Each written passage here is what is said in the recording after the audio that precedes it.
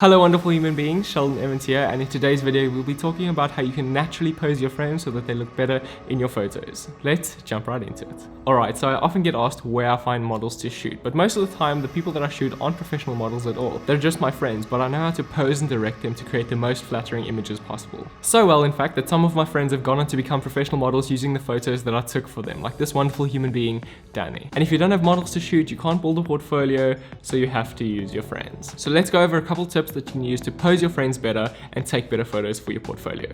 You want to pose, then build. Just as we've said, your friends aren't professional models, so they're not going to be striking a brand new pose every single time you click that shutter button. So instead, what you want to do is give them a base pose to work from and then slowly build and add to that. For example, have your model stand with her arms crossed and then take a shot. Then ask her to move her one hand up to her face, take another shot, move her other hand lower, take another shot. This way you have 3 shots with all different poses, all built from the same base pose. You want to build your poses by moving one body part at a time. That way your model won't feel overwhelmed trying to think of a new pose for each shot. You can also use focal points to direct your model's stare and change the direction that they're looking in. Often I just use my finger and point to different objects in the direction that I want my model to look. This is a lot easier than using vocal commands like look left or look right, because often your model will look too much to the left or too much to the right when in fact you just want a slight adjustment of their face. Awkward hands. The first thing that I get asked when I'm taking photos of my friends is what do I do with my hands? People who aren't models don't really know what to do with their hands because it's not something that we generally think about. In everyday life, our hands are mostly used as tools and not as props. Give your model something to hold or an object to interact with, that way they won't feel uncomfortable just moving around in a big open space. This could be anything like some flowers, a mug, a street lamp, a park bench, just so that they don't have to think too much about what they're doing with their hands.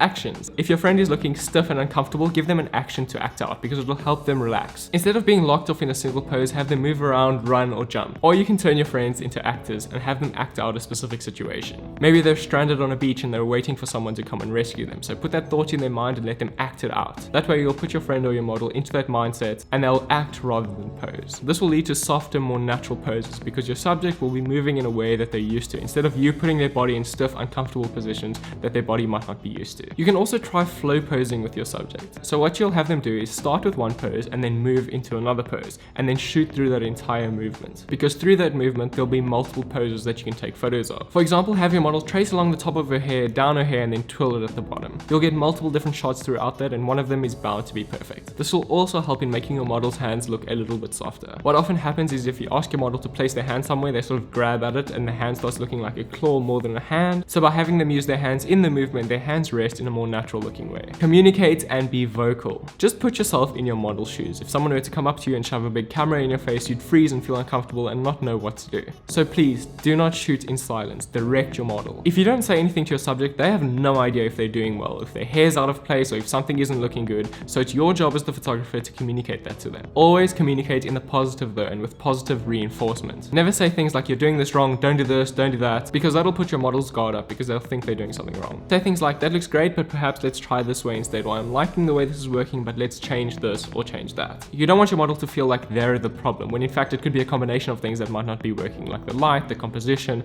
angles, and so on. Also, don't worry about the first couple images from your shoot just absolutely sucking. Usually I use the first couple shots in the shoot just to get the model comfortable in front of the camera, without worrying too much about getting those show-stopping images just yet. Don't be afraid to act out the poses that you want your model to perform. Visual cues are very helpful, and it makes it a lot easier for your model to understand what you want them to do, especially if your model is feeling shy. You want to get rid of that as soon as possible. So by acting out poses and being extravagant and overly expressive, your model won't feel so shy because they realize that even you're making a fool of yourself, so they don't have to worry too much about being shy.